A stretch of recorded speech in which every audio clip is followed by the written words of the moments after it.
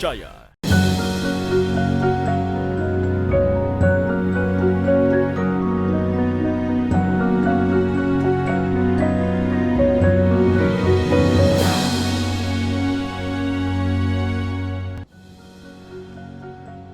Bismillahirrahmanirrahim. Assalamualaikum warahmatullahi wabarakatuh. Alhamdulillahilladzi arsala rasulahu bil huda wa dinil haq liyudhhirahu 'alad dini kulli wa kafa billahi shahida.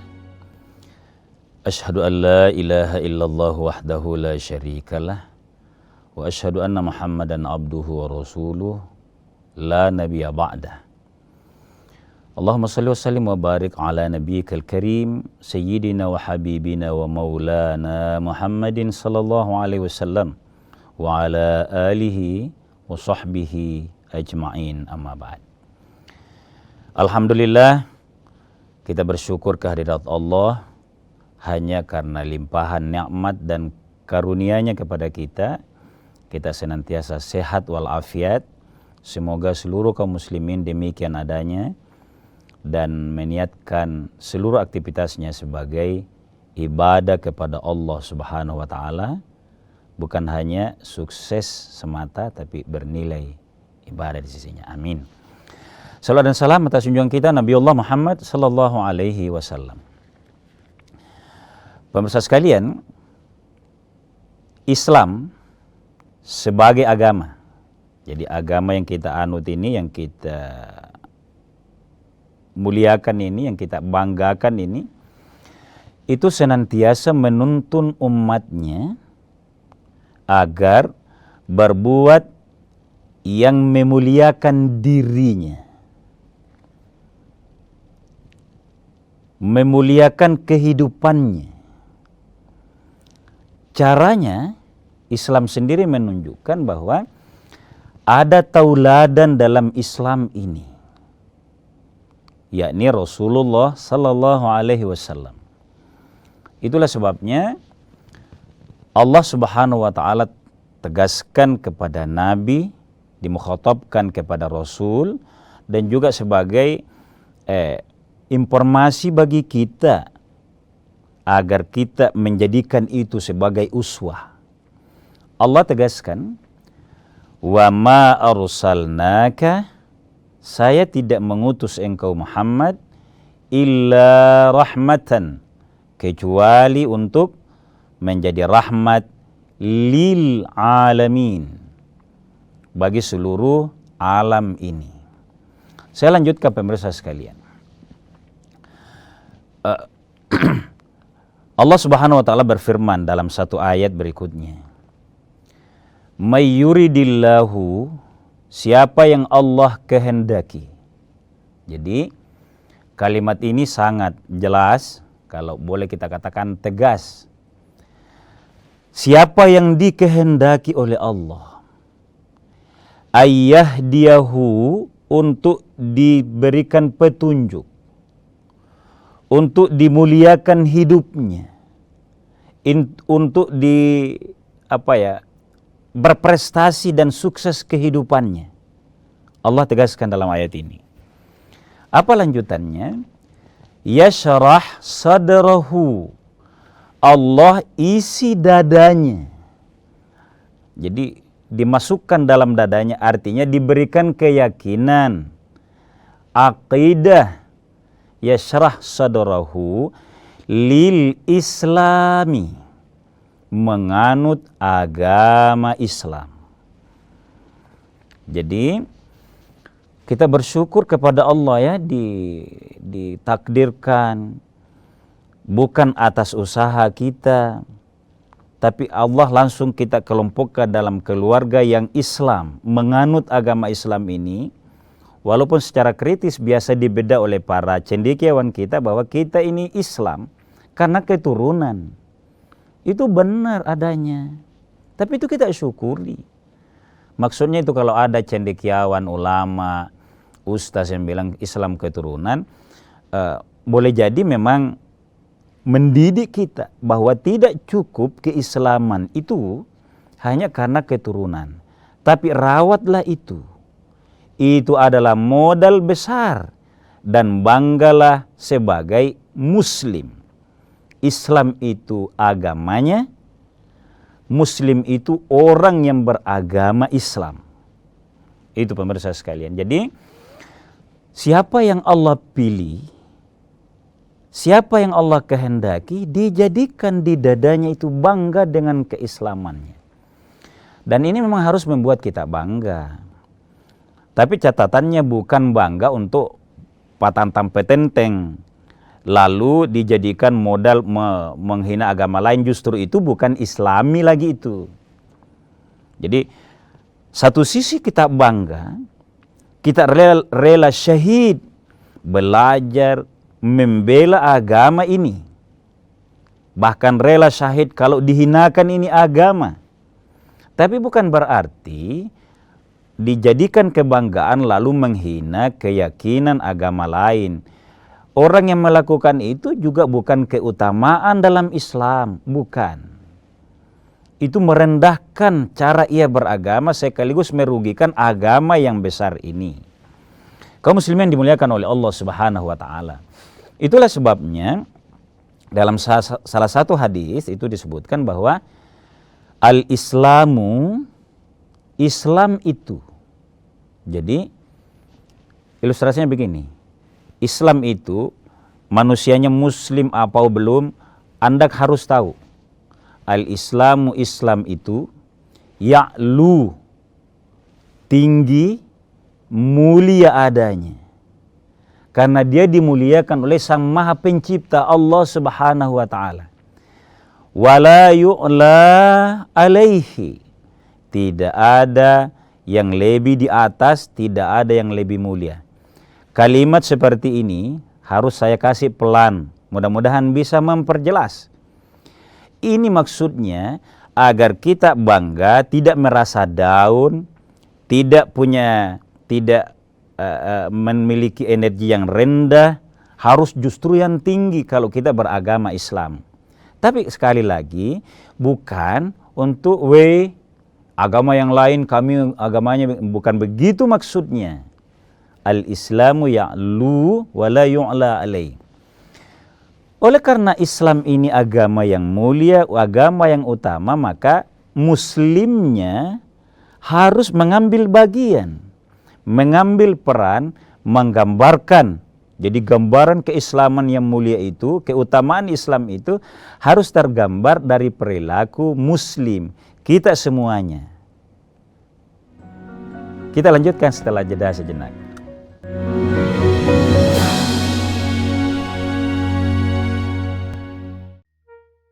Kok gambarnya gini sih? Mami, Kenapa?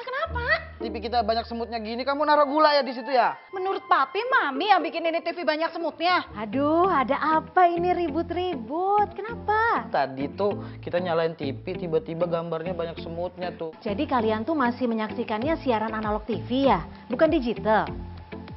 Jika pesawat TV kamu sudah digital ready, cukup pilih tombol menu pada remote TV. Kemudian pilih setting, pilih saluran, lalu auto scan. Mudah bukan? Dengan menggunakan saluran digital, Anda bisa menyaksikan program-program terbaik Kompas TV dengan kualitas gambar serta suara yang lebih tajam serta jernih.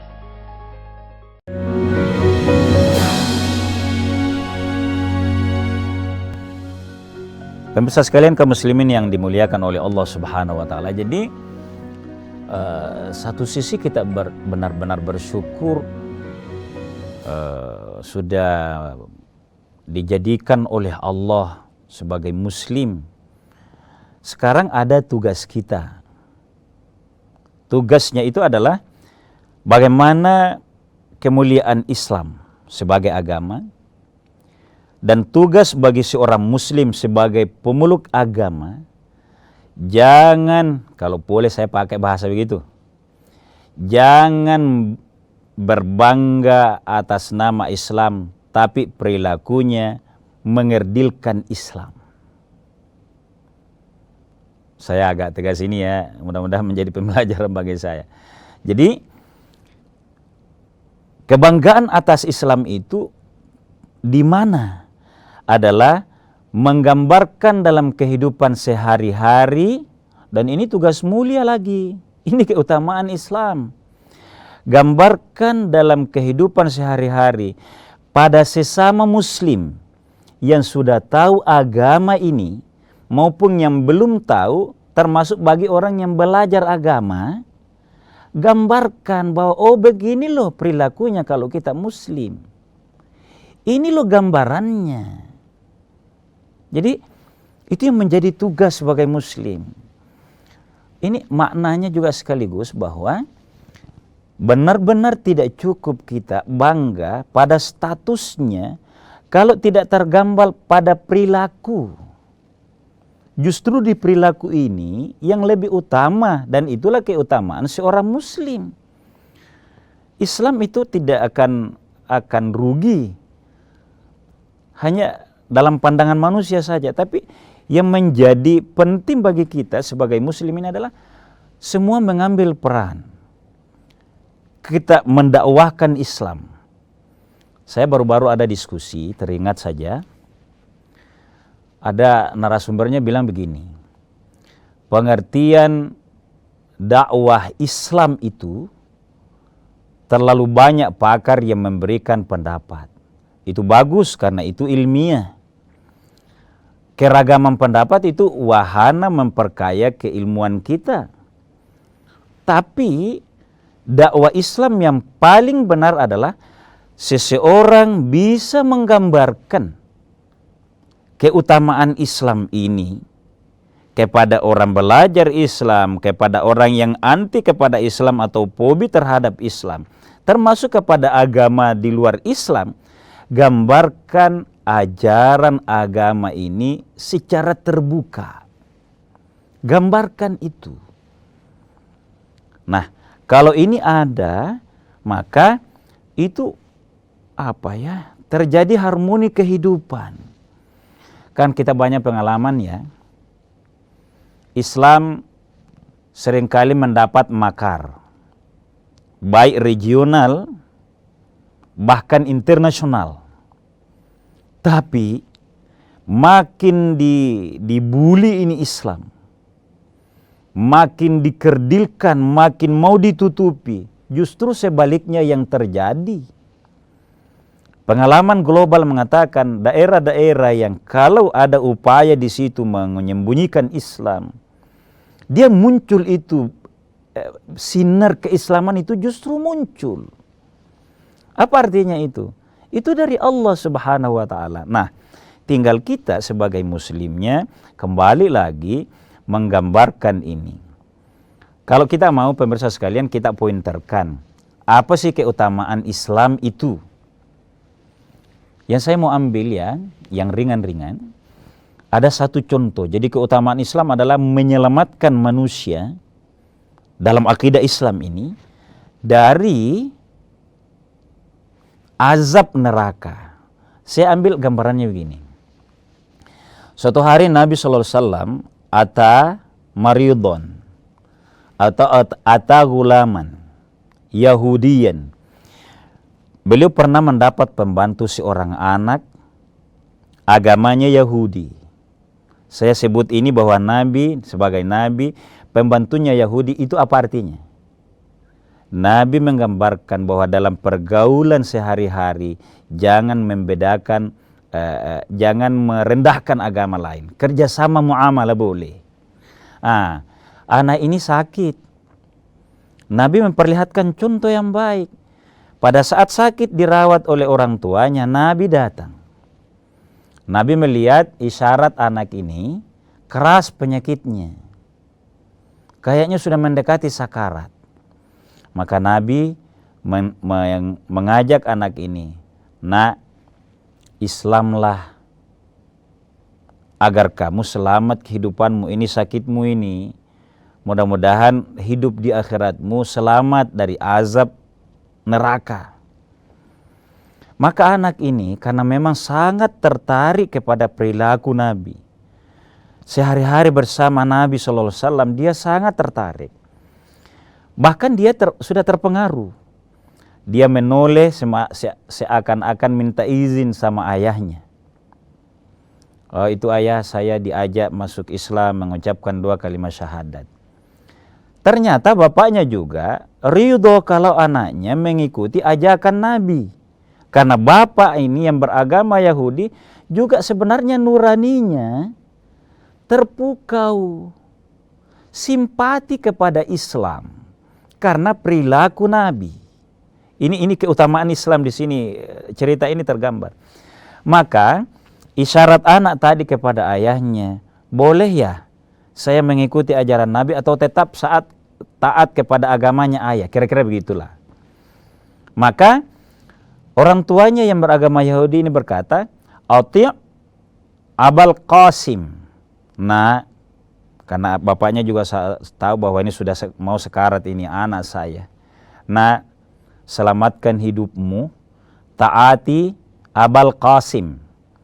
Hadis ini tidak berkata taati Rasulullah, karena beliau saat itu Yahudi ini masih ada batasan sebenarnya, ada gengsi, tidak menyebut sebagai Rasulullah SAW, tidak, tapi yang populer di masyarakat sebagai bapaknya Qasim, karena anaknya beliau itu bernama Qasim.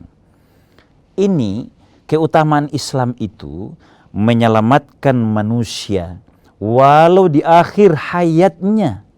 Nih, agama lain saja kalau ia sempat mengucapkan syahadatain atau akhiru kalamihi la ilaha illallah, itu dijamin masuk surga. Dan ini yang disampaikan oleh Nabi SAW kepada seorang anak. Sedangkan agama lain saja selamat dari api neraka, apalagi kalau yang memang sudah Islam cuma hanya alpa saja mengulang-ulangi kalimat keislaman ini, dalam hal ini syahadat. Jadi kemuliaan Islam, keistimewaan Islam itu jaminan jangka panjangnya di akhirat kelak menyelamatkan dari azab api neraka. Mudah-mudahan ini menjadi tidak membuat kita sebagai umat Islam itu hanya bangganya sebagai Islam, tapi amalannya termasuk ucapan-ucapannya terlalu kurang waktu, terlalu kurang energi untuk membanggakan lewat ucapan-ucapan dalam Islam itu sendiri. Kita lanjutkan setelah jeda sejenak.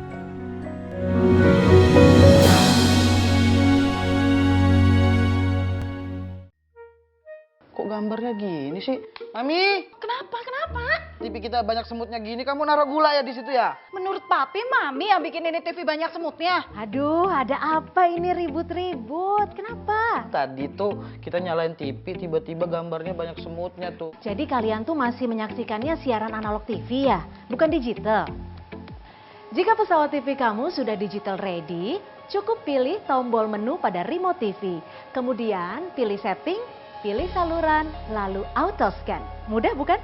Dengan menggunakan saluran digital, Anda bisa menyaksikan program-program terbaik Kompas TV dengan kualitas gambar serta suara yang lebih tajam serta jernih.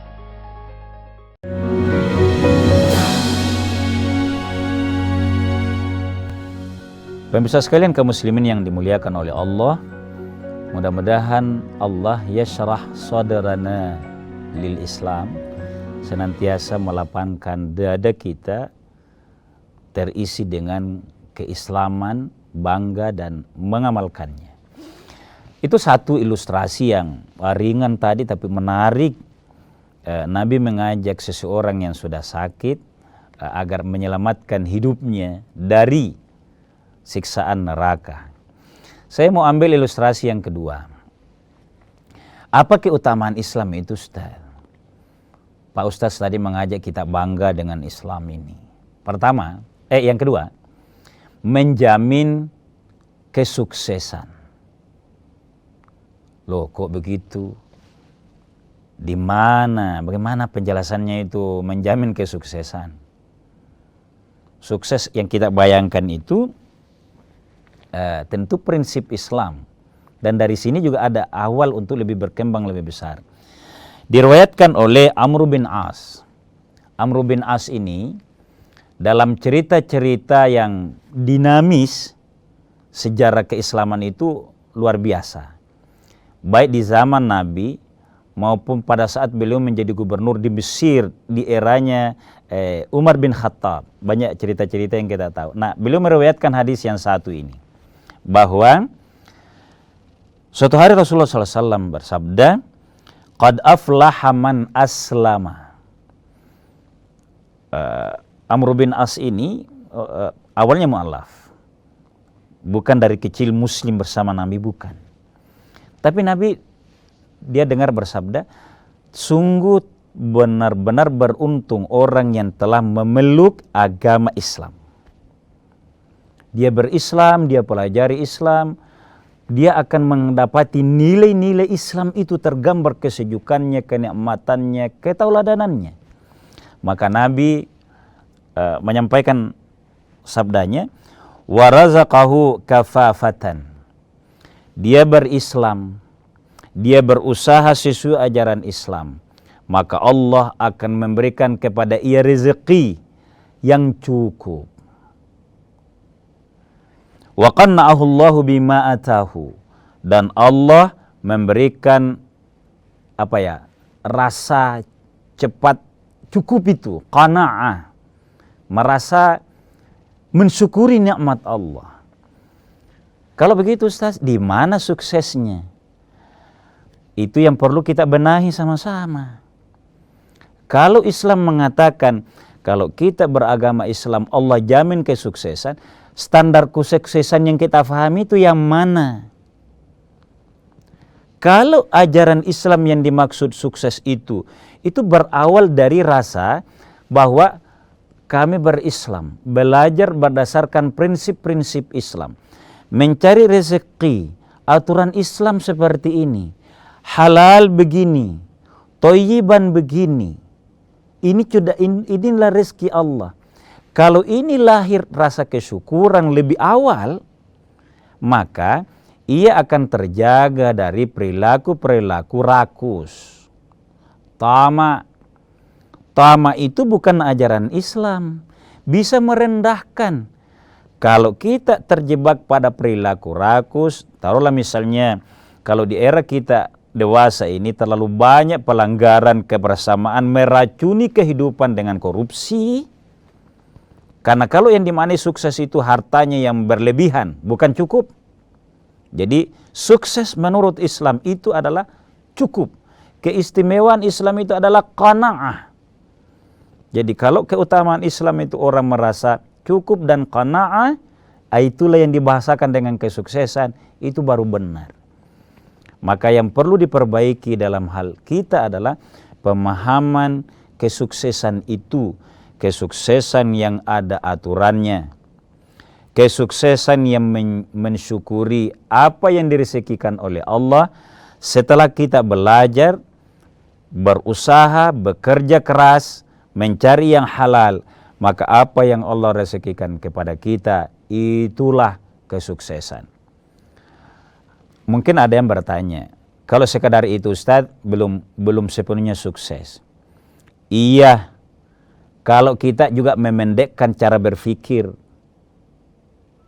kalau kita sadari ini sebagai kesyukuran, isinilah awal kesuksesan yang besar. Kenapa? Lepas dari menghalalkan segala cara, tapi Allah bukakan cara berusaha yang luar biasa, mensyukuri yang ada, banyak bernafkah pada saat yang ada, maka Allah akan mudahkan bisnis-bisnis, usaha-usaha kita yang lebih besar.